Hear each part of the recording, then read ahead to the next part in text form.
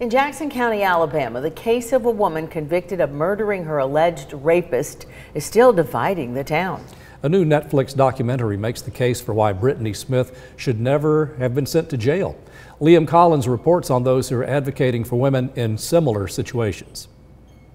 It's fall in Scottsboro, Alabama, the heart of Jackson County.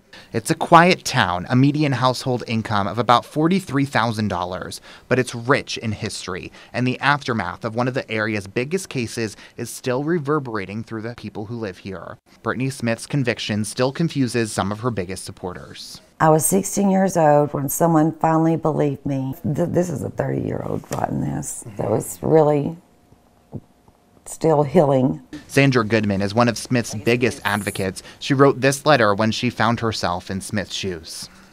There were so many times that he raped me, I couldn't count them, even if I could remember.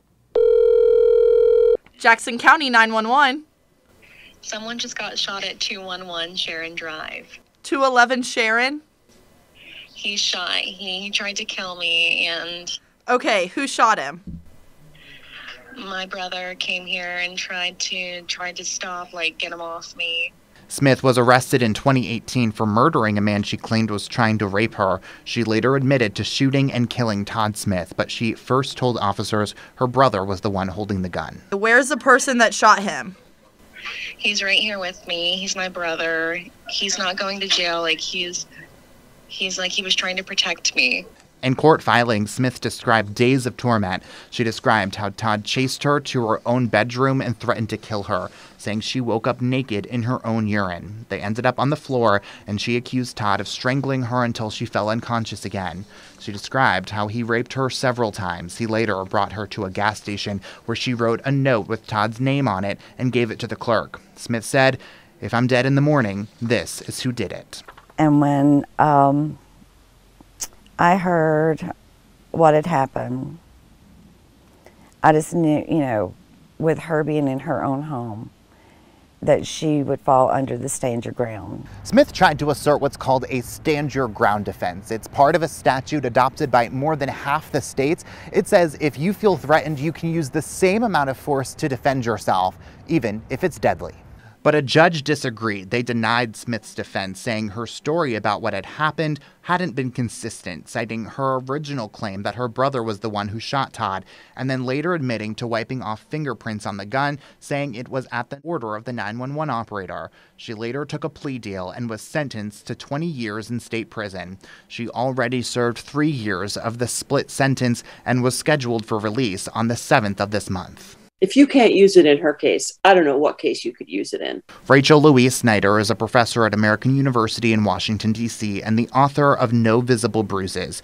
In her research, she estimates as many as 90% of women convicted of murder killed someone who they accused of domestic violence and sexual assault. And that's what we expect from our victims. We expect them to be demure. We don't expect them to fight back. We expect them to be, feminine, nice little women who got caught in a bad situation. In a new documentary on Netflix, Smith explains she felt as though she had no choice but to kill Todd. The documentary makes a case for why Brittany Smith never should have been convicted of murder and why Alabama's stand your ground law failed her.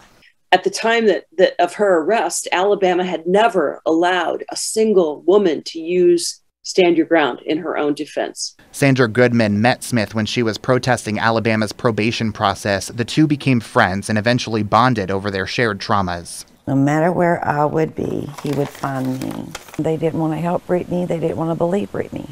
They wanted Brittany off the street and out of their hair. Goodman believes the culture will never change in Alabama. And even if it does, it's too late for survivors like her and Brittany. I'm going to quote this old man, his padre, is what we called him, and he said when the world ends, Alabama will have 20 more years because that's how far behind we are. P.S. I guess I am a strong person now, or at least I feel I am. I'm not afraid, and I don't care what people think about me. Reporting in Jackson County, Liam Collins, Local 3 News. As part of Smith's plea agreement, she was placed on supervised probation for 5 years. Her mother did not want to take part in this story, but told us Brittany was ordered to wear an ankle monitor when she was released from prison.